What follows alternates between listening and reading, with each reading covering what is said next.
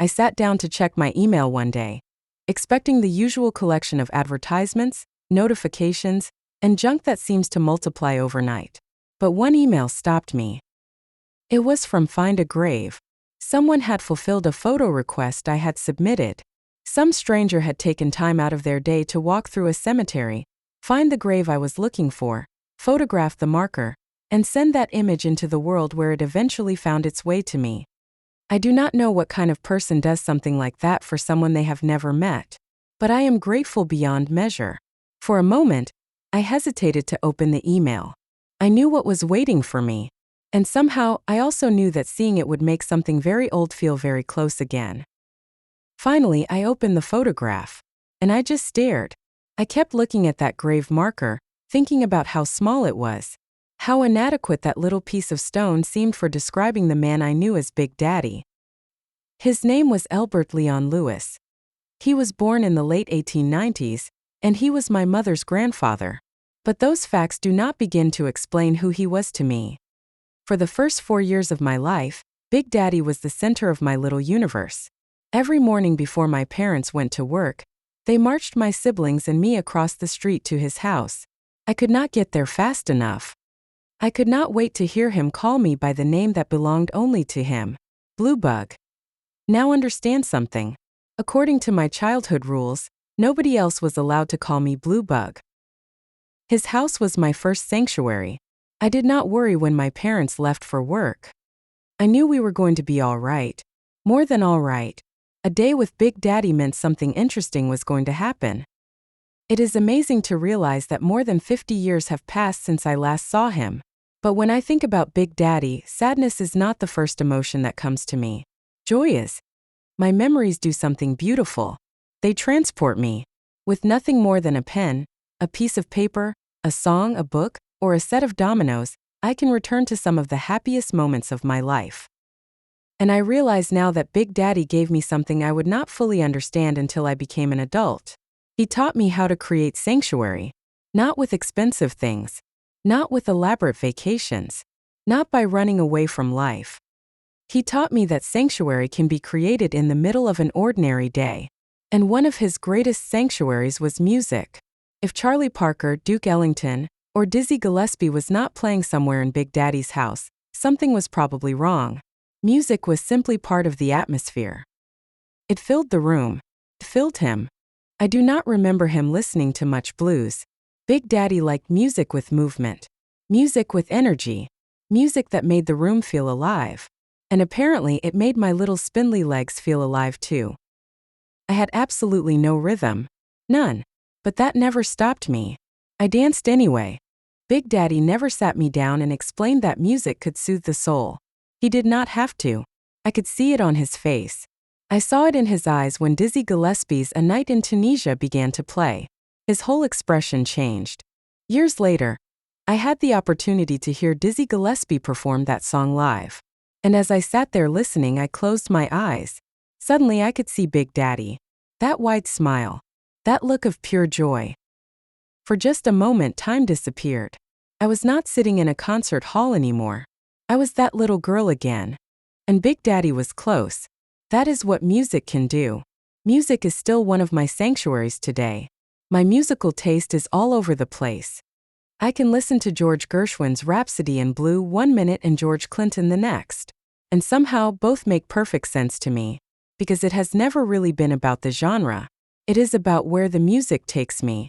Some days when life becomes too loud, too demanding, too disappointing, or simply too much, I turn the world down. And I turn the music up. Big Daddy also gave me another sanctuary. Reading. Years later, while researching our family history, I discovered that both of Big Daddy's parents, who were born in the 1870s, could read and write. I remember how excited I was when I found that information in the 1910 census. Literacy was not something I took for granted when I saw those records. And suddenly Big Daddy's love of reading made even more sense. He read the newspaper every day. But what I remember most were the comics. I can still hear his booming baritone voice bringing those little boxes on the newspaper page to life. My eyes would move from picture to picture while Big Daddy provided the narration. I wanted to understand those words for myself. Watching him read made me want to read.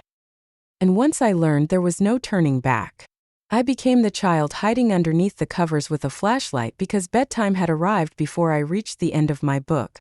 I needed to know what happened next. Books became doors. And once I figured out how to open them, there was no place I could not go. Reading is still a sanctuary for me. Sometimes I listen to audiobooks. Sometimes I want the feeling of an actual book in my hands. Sometimes I read essays, articles, memoirs, history, fiction, or whatever happens to capture my attention that day. My reading habits are as eclectic as my music. I do not always need an entire book to escape. Sometimes a few beautifully written pages are enough. There is something wonderful about disappearing into someone else's words for a little while. The world can be chaotic, but inside a good story, everything becomes quiet. Then there were the dominoes. Now that was serious business. My mother would sometimes come home after a difficult workday and sit down with Big Daddy to play. It was her way of releasing whatever tension she had carried home with her. They might play one hand. They might play two. It really depended on how badly Big Daddy beat her. And make no mistake, Big Daddy usually beat my mother.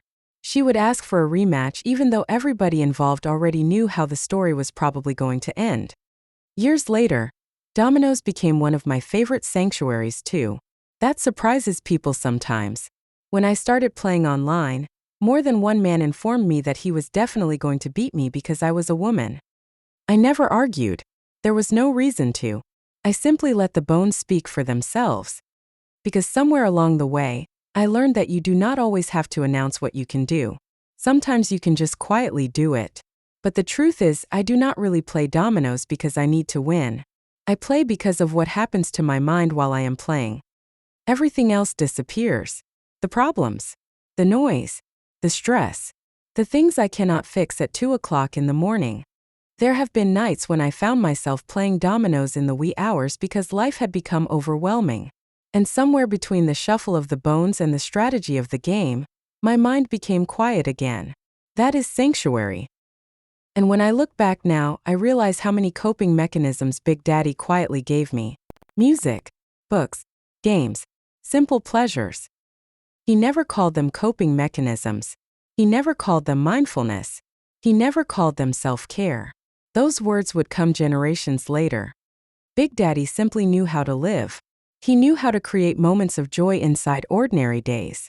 He understood the value of a favorite song, a newspaper, a good game, a house filled with grandchildren, and a little girl called Blue Bug. When I stared at that photograph of his grave marker, I understood why the stone felt so inadequate. A grave marker can tell you when someone was born, can tell you when someone died. It might tell you that someone was a father, a husband, a grandfather, or a veteran. But it cannot tell you what happened between those dates. It cannot tell you about the music that played in the house. It cannot reproduce the sound of a booming baritone voice reading the Sunday comics. It cannot show you a mother laughing after losing another game of dominoes. It cannot recreate the feeling of a little girl rushing across the street because she knew her Big Daddy was waiting for her. Big Daddy taught me where to go when the world becomes too heavy. Go to the music. Go to the books. Shuffle the dominoes. Find something simple that brings you back to yourself. Find your sanctuary. And whenever I do, I like to think that somewhere inside the music, somewhere between the pages, or somewhere in the sound of dominoes hitting a table, a little piece of Big Daddy is still there. Smiling, watching, and maybe calling me Blue Bug one more time.